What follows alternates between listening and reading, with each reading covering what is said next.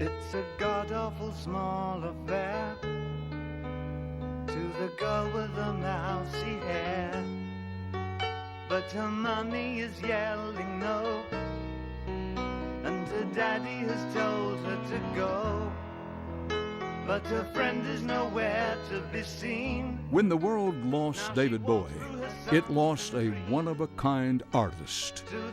For 6 decades, he was a pop culture barometer, always pushing the envelope, asking the kinds of questions no one else would dare. Is there life on Mars?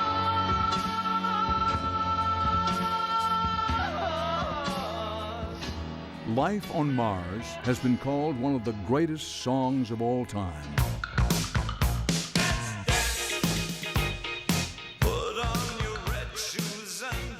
And with hits like Let's Dance, Ground control to Major Tom, Space Oddity, and Under Pressure, David Bowie has sold more than 140 million albums worldwide.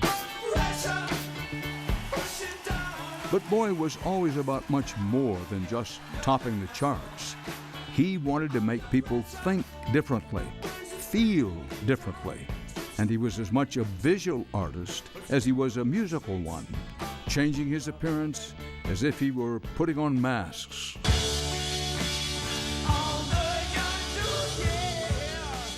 When he stepped out on stage as Ziggy Stardust in 1971, it was like nothing people had ever seen before. Now Ziggy played guitar, Androgynous, jamming good, provocative, even dangerous. David Bowie's Ziggy gave the freaks and the outsiders someone to identify with and the courage to be themselves. His influence was vast and far-reaching. Without David Bowie, there would be no Rocky Horror Picture Show, no Hedwig and the Angry Inch. Bowie made advances in electronic music.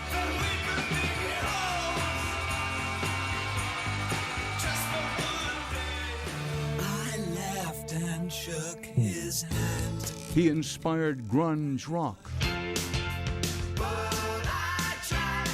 And of course, he changed pop music forever. He's been called the first pop chameleon.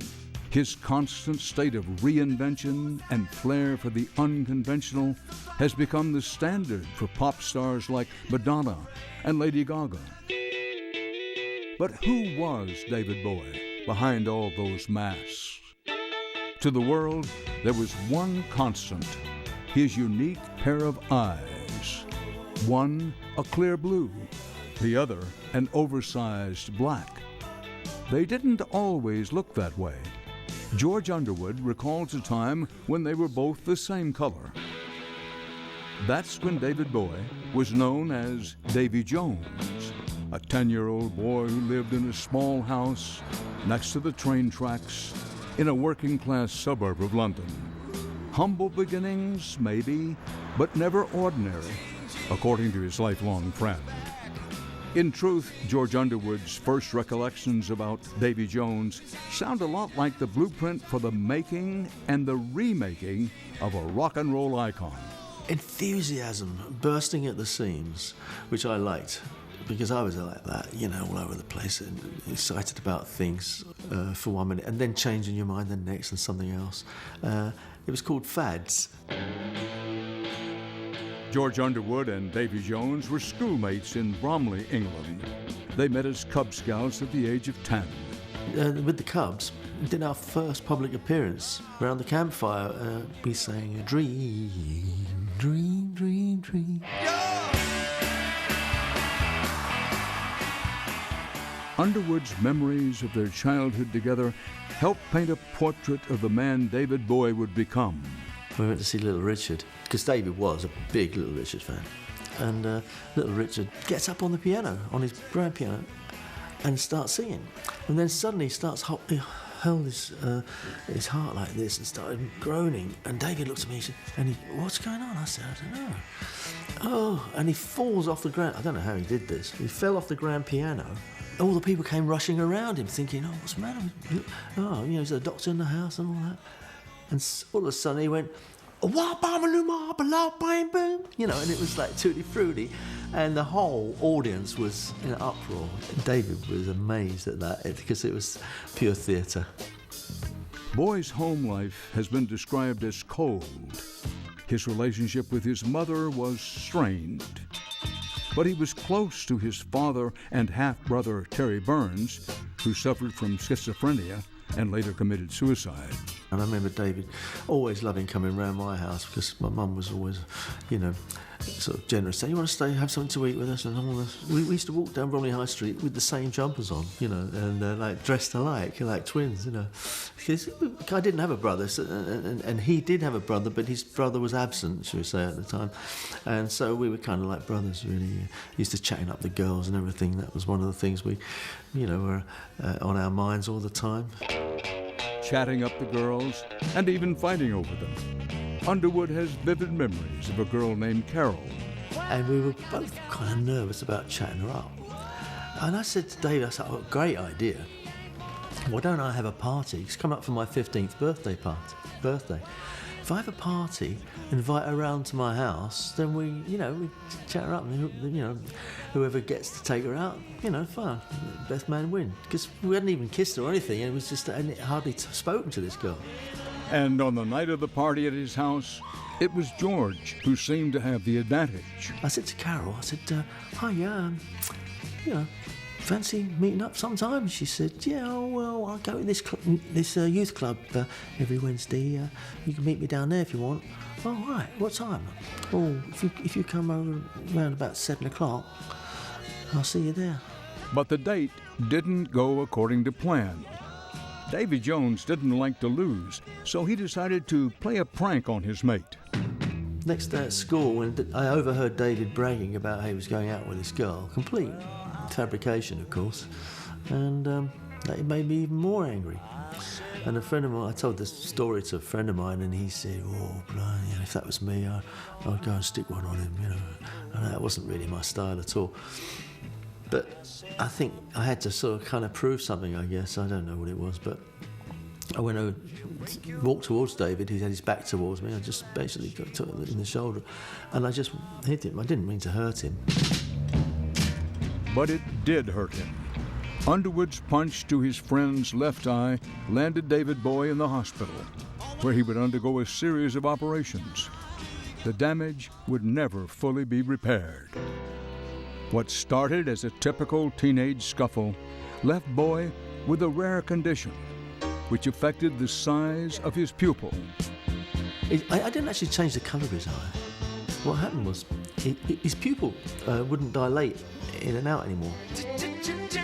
Turn and face the strain. Changes. Don't wanna be a richer man. Changes. Turn and face the strain. Changes. It's gonna have to be a different man. Time may change me. Underwood told us that David Bowie would eventually thank him for his part in creating his unique look. But at the time, George was heartbroken. I had a good cry with his dad. I told his dad how sorry I was and everything, and his dad forgave me. His mother was always a bit more bitter about it, but there you go. She was a bitter lady. That's me. The incident didn't affect their lifelong bond. George and David played in bands together, both during their high school years and after they graduated.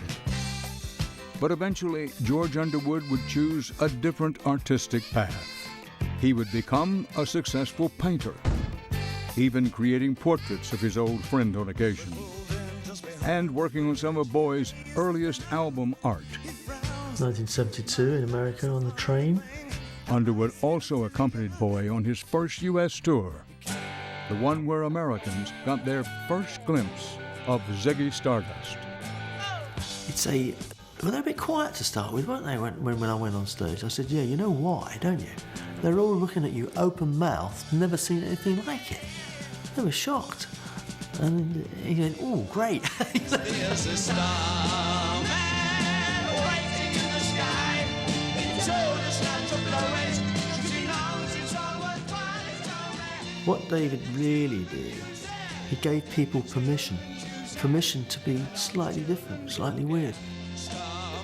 And if I'd said to him when we were at school, you know, David, in years to come, you're going to be thought of as not only a singer and rock and roller and trendsetter, you're going to be sort of have a cult following, you know, he'd have gone, yes, that's just what I'm after, yeah. Only 2 days before he died, David Bowie released his 25th album, Black Star. Look up here, I'm in heaven. The video for his song Lazarus shows haunting images of Bowie trapped in a hospital bed. In a final goodbye to his fans, he chose to make his death into art. Everybody knows me now.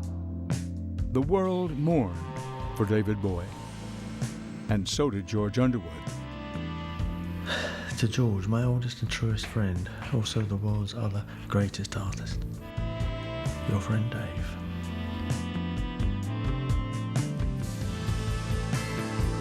Ain't that just like me?